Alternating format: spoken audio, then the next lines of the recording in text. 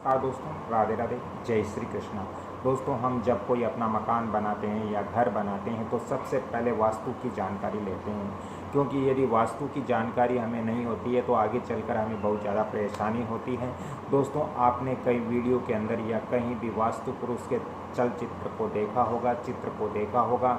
वास्तु पुरुष जो आकृति है वो आपने देखी होगी। दोस्तों, पृथ्वी पर वास्तु पुरुष का सिर है वो ईशान कोण के अंदर होता है। वास्तु पुरुष का पैर है वो नैऋत्य कोण की ओर होता है। ईशान कोण बहुत सारे लोगों को समझ में नहीं आता है, तो ईशान कोण हमारी जो उत्तर और पूर्व की जो बीच की डायरेक्शन है उसको ईशान कोण कहते हैं, और नैऋत्य कोण जो हमारे दक्षिण और पश्चिम के बीच का जो डायरेक्शन है उसको नैऋत्य कोण कहते हैं। तो वास्तु पुरुष का सिर ईशान कोण में है और वास्तु पुरुष के पैर नैऋत्य कोण में है। दोस्तों, प्रत्येक भूखंड में वास्तु पुरुष की कल्पना एक ऐसे अधोमुखी लेटे हुए पुरुष के रूप में की गई है जिसका सिर ईशान, जैसे मैंने बताया, ईशान और नैऋत्य कोण में है। दोस्तों, इसके हाथ पैर को मोड़कर एक निश्चित दिशा में विशेष स्थिति में और भवन के सभी प्रकार के समस्त स्थितियां वास्तु पुरुष की शरीर के अनुरूप ही हम अपने घर के अंदर वास्तु स्थापित करते हैं।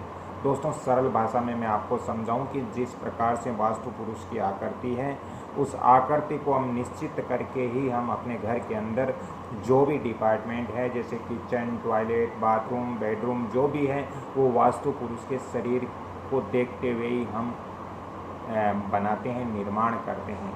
दोस्तों, वास्तु पुरुष 3 महीने में अपनी दृष्टि बदलता है। अब 3 महीने में दृष्टि बदलता है तो जिस दिशा में वास्तु पुरुष की दृष्टि होती है उस दिशा में हमें कभी भी भूल कर भी किसी भी स्थिति के अंदर, किसी भी कंडीशन के अंदर हमें जल स्रोत नहीं बनाना चाहिए घर के अंदर।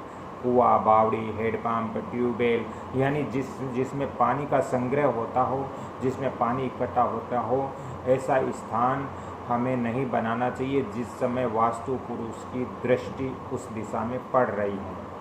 दोस्तों, आगे मैं आपको बताऊंगा कि वास्तु पुरुष की दृष्टि किस महीने में किस दिशा में पड़ती है। दोस्तों, जैसे आपके वास्तु पुरुष की जो दृष्टि है कौन से महीने में किस दिशा में पड़ती है, कौन से महीने में किस दिशा में वास्तु पुरुष का सिर रहता है, कौन से महीने में किस दिशा में वास्तु पुरुष के पैर रहते हैं।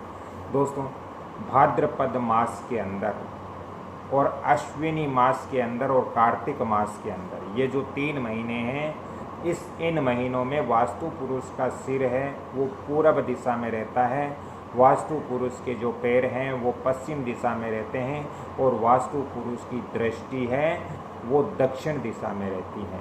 तो यदि आप भी अपने घर या मकान के अंदर यदि भाद्रपद या अश्विनी या कार्तिक मास के अंदर यदि आप कुआं, हैंडपम्प, ट्यूबवेल या जल का कोई भी स्रोत बना रहे हो तो कृपया इन मास के अंदर आपको नहीं बनाना चाहिए, क्योंकि मित्रों, इन मास के अंदर आप यदि बना रहे हो तो आपको दक्षिण दिशा के अंदर नहीं बनाना चाहिए, अन्यथा आपको बहुत बड़ा लॉस हो जाएगा।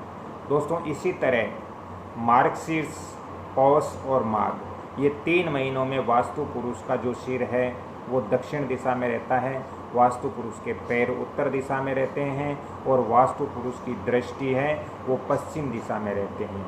यदि आपने अपने घर के अंदर मार्गशीर्ष या पौष या माघ मास के अंदर, महीने के अंदर यदि आपने अपने घर के अंदर पश्चिम दिशा में ट्यूबवेल, हेडपम्प या कुआं या बावड़ी का निर्माण किया है तो इससे आपको परेशानी हो सकती है, तकलीफ हो सकती है।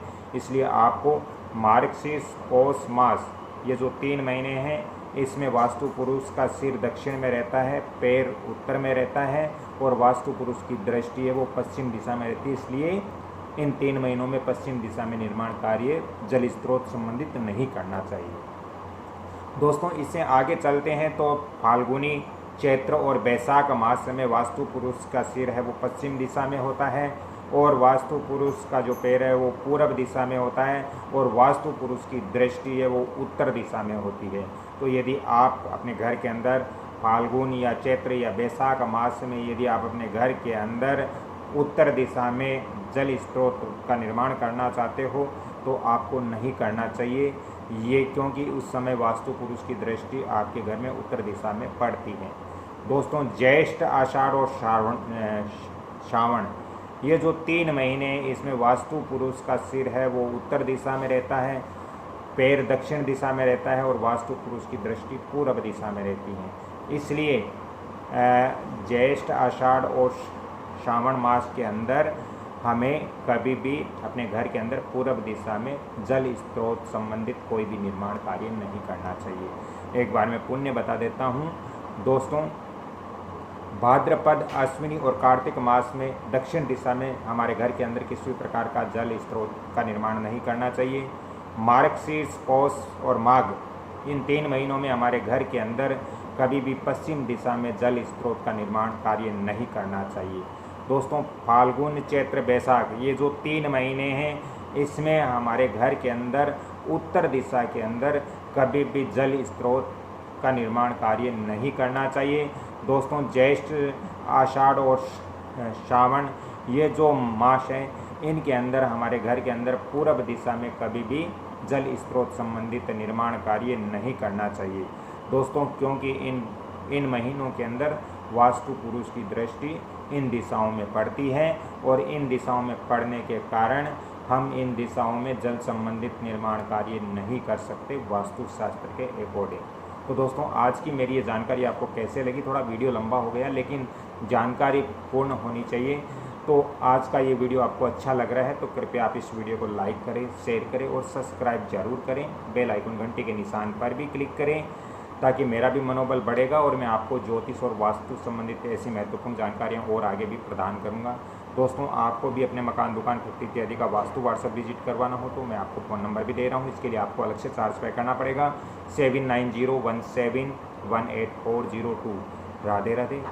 सभी को ईश्वर सुखी रखें, सभी को मंगल कामनाएं। वीडियो को लाइक, शेयर, सब्सक्राइब जरूर कीजिए। धन्यवाद। जय श्री कृष्ण।